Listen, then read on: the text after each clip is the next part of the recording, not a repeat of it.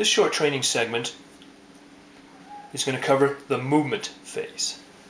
The movement phase has two sections: facing and formation at the beginning of the movement phase, and then the actual movement of units. Note the distinction. You're going to perform all your facing and formation changes before you move units on the tabletop. Once the facing and formation phase is completed and you start moving units, normally the player will no longer make any more facing or formation changes for his units.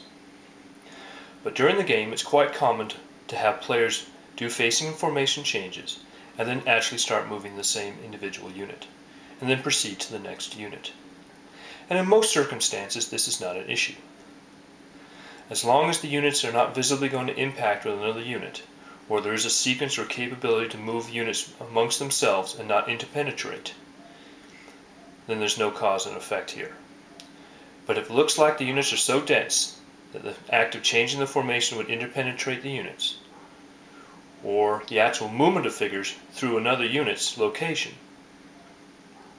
would cause interpenetration, then both units would suffer a morale disordered status and would have to wait to the next rally phase to recover from it.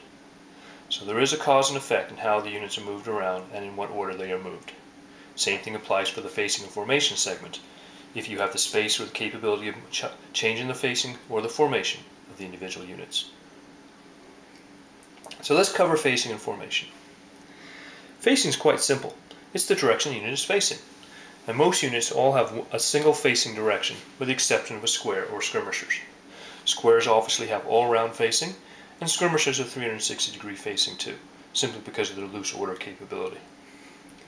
But here we have a facing for this French Légère, and this is its frontal edge, as marked.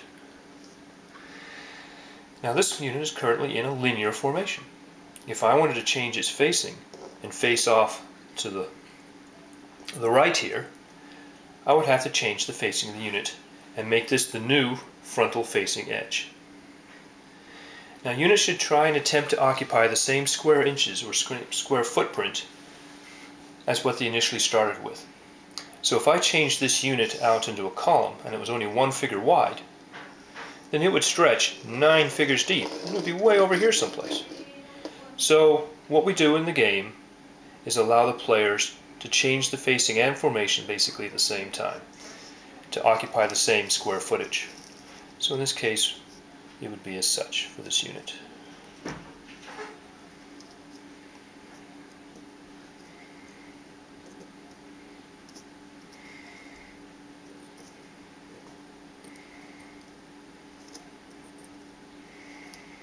We've turned 90 degrees to the left and occupying the same square footage basically as the prior unit was, or as close to as we can. Once this unit's done its facing, I can change it. Maybe I want to go into a 3 deep column, for instance.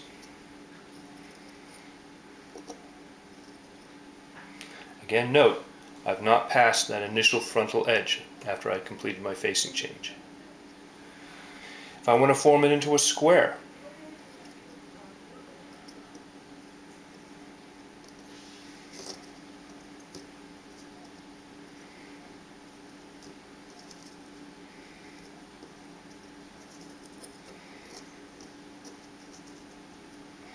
so done.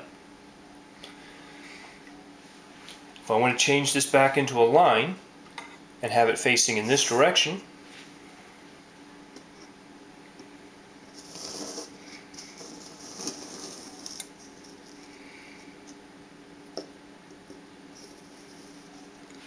so done. The key thing is I'm not advancing the figures, so I always have a hard edge I'm coming against, and I'm moving the figures out. And typically you're just going to place the figures on each side of the initial formation.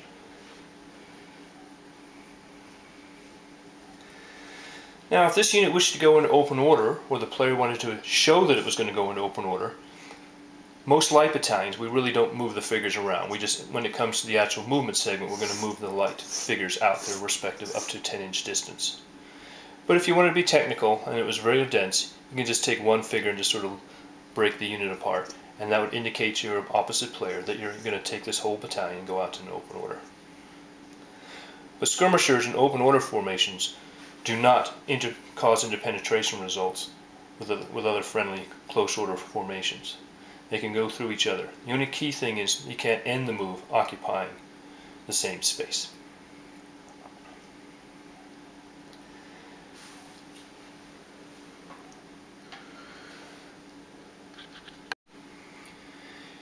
Cavalry facing in formation is the same as infantry. They have their facing edge, and if I wanted to change the facing of this cavalry regiment, for instance, in the opposite direction, 180 degrees change, I would change the figures around. No figure would come past this edge as I turned each figure around to reflect the new facing.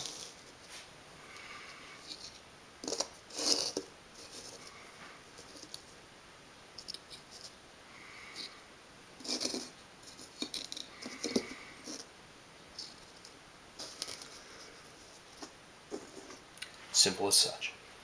If I want to have it facing in this direction off to the right, seeking to occupy the same square footage, or inches in this case, as the other rule for infantry, I would turn the unit, and typically it would form some form of a column, like such.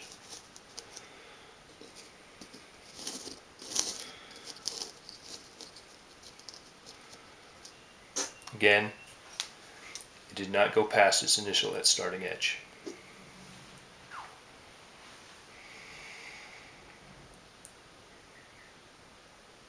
If I want to change the facing or formation at this point in time, I can certainly do it. In this case, I'm going to change the formation out into a line.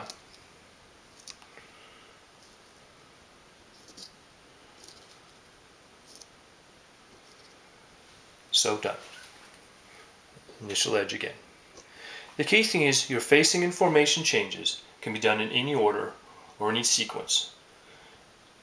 But at the end of the facing and formation phase, once you've completed it and start ready to move units, then theoretically all your facing and formation changes for your side are now completed.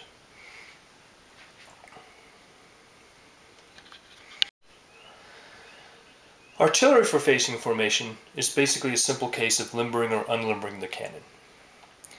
An unlimbered battery is always going to face towards the enemy, infantry or cavalry, as such. A limbered battery would be facing its gun away from the enemy to represent the limbered status. If there's enemy all around, you might have to disclose that to your opponent. Now, to change facing and formation for an artillery unit at the beginning of the phase, as in the facing formation phase, if this gun, which is presently in a limbered state, wished to change to an unlimbered state, you just turn the gun around and set it up in the direction that you wish to fire the cannon, as such. If you're in a position at the beginning of the move to fire, i.e. unlimbered, and you want to move the gun, you would have to change it to a limbered state. So in this case, I'm going to change it to a limbered state by flipping the gun barrel around, as such. And then the battery is ready to move.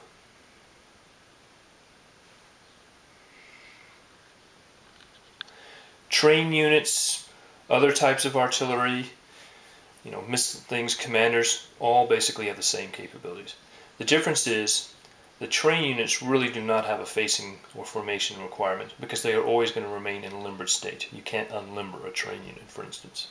And officers, for their capabilities, really have no facing or formation whatsoever because they're individual small groups of men or staff.